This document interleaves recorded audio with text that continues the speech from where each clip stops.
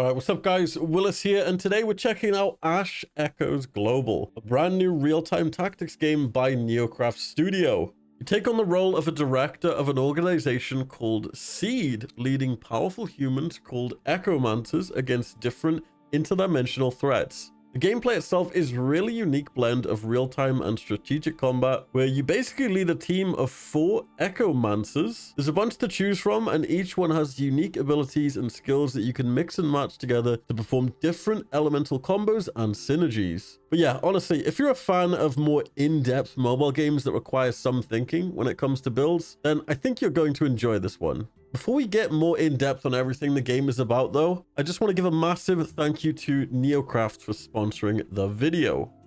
So, first things first, let's check out some of the characters just so you can see how much detail has gone into them. I should mention that the game is a gacha game. Hopefully we can pull Chen Ying, who's on the current rate up banner, as she's absolutely nuts.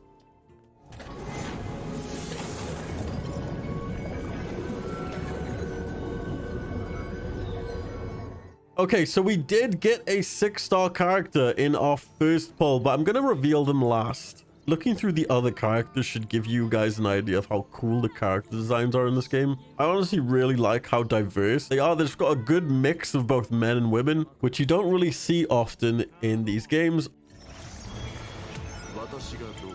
So the 6-star we pulled isn't the one I wanted, but he's still pretty good. Tong basically is a long-range damage dealer that shoots out a ton of missiles, so he'll be really useful for the team I'm trying to make. Because I don't want to spend the whole video pulling, guys, I've skipped ahead. And we've actually managed to get Chen Ying, which is absolutely huge. She's also a long-range damage dealer, but she specializes in protecting specific parts of the map using her drones.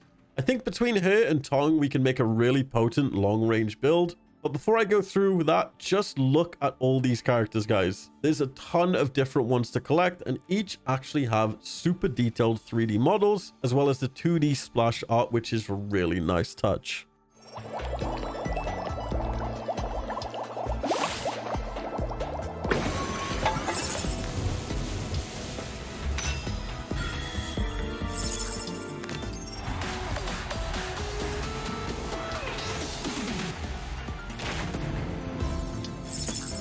Okay, so I put together a team using some of the characters we just pulled. So before we go into the gameplay, let me just explain my thinking for a second.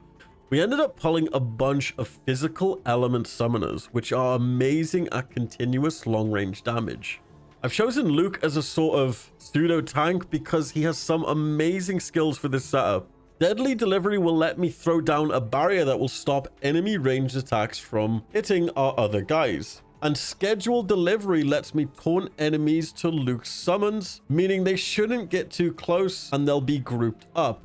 Chen Ying will be our main damage dealer here, using her Stellar Parade ability to deal area damage and also shoot down any incoming projectiles like missiles. Tong does a similar thing with his guided missiles, and he can pretty much hit anything from across the map.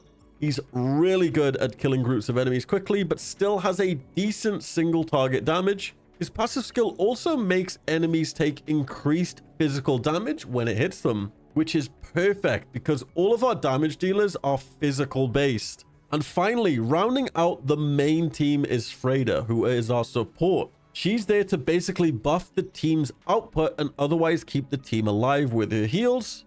I'll quickly mention the other 2 characters on the team who are there as backups too. Lydia is really good lightning-based DPS who has great boss killing potential. I've chosen her just in case we run into some enemies that are hard to take down with physical damage only, and also to take advantage of the stages where there's a bunch of water on the ground. Because she does lightning damage, she can cause an elemental reaction when attacking enemies that stand in the water.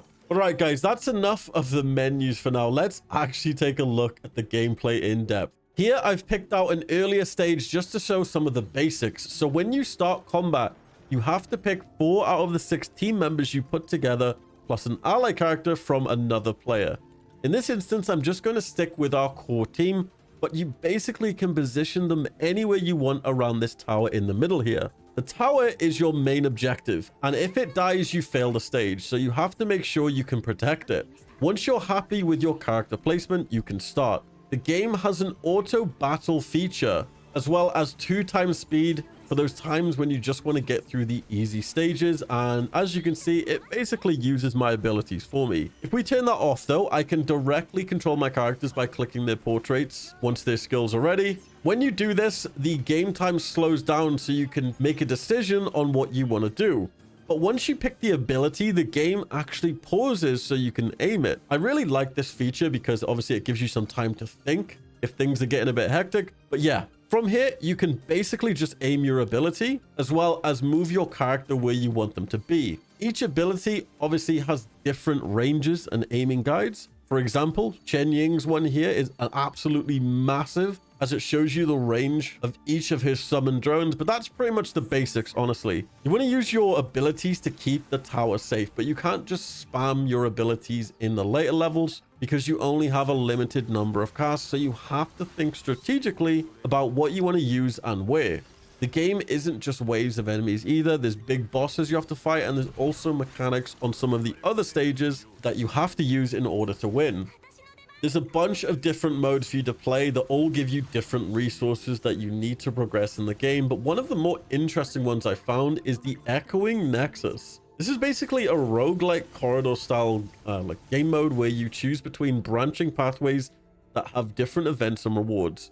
The point of this mode is to upgrade your characters with unique passives that you can use in the rest of the game. As you go through the Nexus, you build up different skills as well as stat bonuses to help you beat the scaling difficulty. You'll run into different encounters called danger zones that have different interesting combat challenges, including bosses or hazards that you have to work around. As you gain power, you also collect these skill points, which are super important if you want to actually keep your buffs outside this mode. Once you get to the end, you essentially spend these skill points on the skills you want to keep on the character, which are then engraved on them, letting you use them in other content. But yeah, guys, that's honestly a pretty surface level look at what the game has to offer. There's so much more than I wasn't able to cover. Otherwise, this video would be just way too long. But if anything here looked interesting to you, or maybe you wanted to give it a try, definitely go check it out by following the link in the description. By the time you watch this, the game will have just about released, so you won't have to wait. And if this is your first time hearing about it, as usual, thanks for watching, guys. And yeah, I will catch you in my next video. Peace, guys.